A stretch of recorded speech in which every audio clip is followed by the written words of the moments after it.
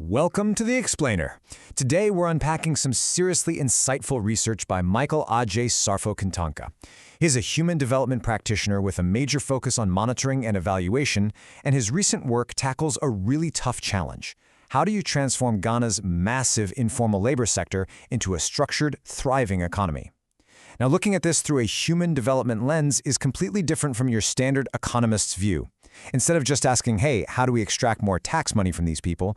The question becomes, how do we empower this workforce so that paying into the system actually improves their day-to-day lives?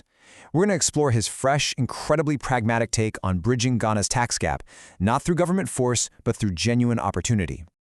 Okay, let's kick things off with a pretty staggering statistic. 8 out of 10 employed people in Ghana operate entirely in the informal sector. That is a massive 80% of the workforce. We're talking about the electricians, the plumbers, market vendors, hairdressers, the people who form the absolute backbone of everyday life and commerce. Just picture the sheer volume of daily transactions happening right this second. Millions of cedis changing hands for haircuts, fresh produce, fixing a leaky roof, all occurring completely off the state's radar. In fact, research shows that over 92% of business establishments in the country operate informally. But here is the massive disconnect we're dealing with. Despite making up the vast majority of the workforce and contributing around 27% to the national GDP, this informal sector contributes less than 5% to total tax revenue. That is a wildly unsustainable fiscal model for the state. And honestly, just as importantly, it perpetuates huge human development deficits for the workers themselves. Because they're outside the system, they lack basic social protections and income security. So how do we fix it? Today's explainer will cover Ghana's dual economic paradox, the limits of coercion, a new value proposition, lessons from West Africa, and finally, a roadmap to economic citizenship. Let's start with Section 1, Ghana's dual economy paradox. This paradox perfectly illustrates the divide. On one hand, you have the formal minority. They carry a heavy burden through automatic deductions, things like pay-as-you-earn, or PAYE, withholding taxes, embedded audits. For them, taxation just happens automatically because there's a paper trail. But on the other side, the informal sector remains structurally invisible to state systems. Why? Because cash simply leaves no digital footprint for algorithms or tax agencies to track. It's unregulated, there are practically no formal records, and it's elusive by nature. So this disparity isn't necessarily about people refusing to pay, it's about how easily the state can actually see the income in the first place.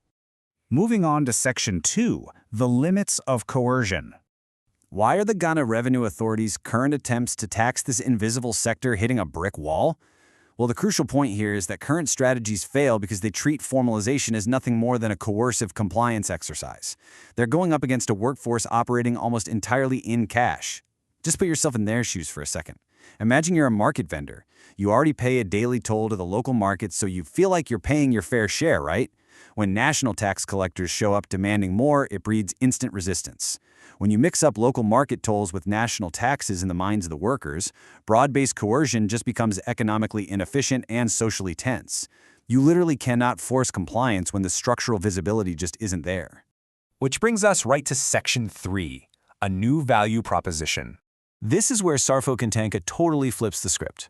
The core thesis here is brilliant. We have to make formalization fundamentally attractive to informal workers. It needs to be a mutual development pact, not a state-centric penalty. If you want a mason or a hairdresser to voluntarily step into the light of the formal system, you have to offer them something they desperately need in return. Formalization has to be a real value proposition.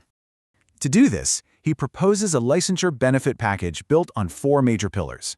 First up, formal identity and market advantage. By using the Ghana card, workers get a credible credential that instantly builds consumer trust. Second, integrated social protection.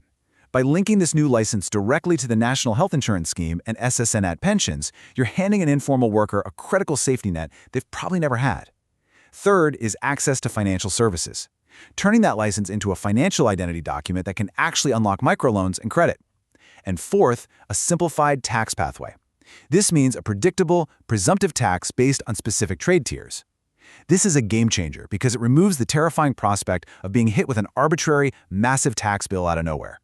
By bundling these 4 tangible benefits together, the license isn't just a tool for the taxman, it becomes a powerful asset for the worker's own human development. All right, let's shift to Section 4, Lessons from West Africa. Ghana is absolutely not the first country to tackle this, and as we look at the regional data, there are some striking contrasts to learn from. Take Burkina Faso, for example. They tried a voluntary simplified tax scheme, but uptake was incredibly low. Why? Because workers were terrified that registering would just lead to state harassment down the line. It's a harsh reminder that without trust, policies fail. On the flip side, Côte d'Ivoire nailed it by partnering with existing trusted trade associations, which massively reduced bureaucratic pushback. And Togo, they linked voluntary certification for tradespeople directly to eligibility for public works contracts, creating this incredible organic market demand. Seriously, look at this evidence from Togo. It is undeniable. Certified tradespeople there command a 30% higher income than those who aren't certified. In that environment, a license isn't seen as a trap, it's a premium credential. This perfectly validates the idea that a formal license should create real economic demand and actually put more money in a worker's pocket. Finally, let's look at Section 5, Roadmap to Economic Citizenship. So how does Ghana actually pull this off without repeating past mistakes? This is where Sarfo-Kantanka's background in monitoring and evaluation becomes the absolute linchpin. He lays out a rigorous, evidence-based timeline. It kicks off with a 2-year pilot phase, zeroing in on just 2 well-organized trade associations, like dressmakers and electricians, in 2 specific regions. During this pilot, the government heavily promotes the licensed professional brand to consumers, all while rigorously tracking M&E data, like registration rates and actual income changes. This adaptive learning approach is absolutely crucial. You know how government policies usually fail because they're rolled out everywhere all at once? By tracking these KPIs locally first, the state can fix the friction points and avoid incredibly expensive national blunders before they gradually scale it up in year 3. Now, I know what you might be thinking. What about the most vulnerable micro-entrepreneurs out there? It's a really important question. If we start requiring licenses and fees, aren't we just building new bureaucratic walls that accidentally lock out the poorest subsistence traders, like local market vendors?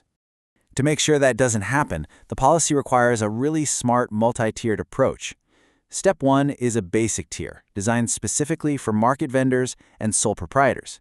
It comes with minimal fees, maybe even subsidized at first, and grants immediate non-financial benefits like health insurance and protection against arbitrary eviction. Think of this basic tier as a vital shield for a vulnerable street vendor. Then, Step 2 is an advanced tier for established artisans. This involves real skill certification and higher fees, but it unlocks major benefits like formal SSNIT pensions and the ability to bid on government contracts. Think of this advanced tier as an economic ladder for an ambitious plumber wanting to scale their business. And to make sure this whole system stays clean and actually works, deliberate anti-corruption designs are baked right in. Everything has to run through a centralized digital portal. Why? Because cutting out face-to-face interactions minimizes the chance for bureaucratic rent-seeking and corruption. But just as crucially, this has to be paired with massive consumer awareness campaigns. Imagine a national push urging the public to look for the license. Just like you check a restaurant's health inspection grade before eating there, hiring a licensed professional needs to become consumer second nature. You have to create that public demand for the licensed worker, or the whole incentive structure just falls apart. Ultimately, I want to leave you with this thought. When a state decides to trade extraction for opportunity, it does a lot more than just build a broader, more sustainable tax base. It fundamentally enhances the dignity, the productivity, and the welfare of its entire workforce. By recognizing the informal sector as the true economic engine it is, Ghana has a practical, tested blueprint to turn economic invisibility into true, empowered economic citizenship. So what happens when we finally stop taxing people and start investing in them?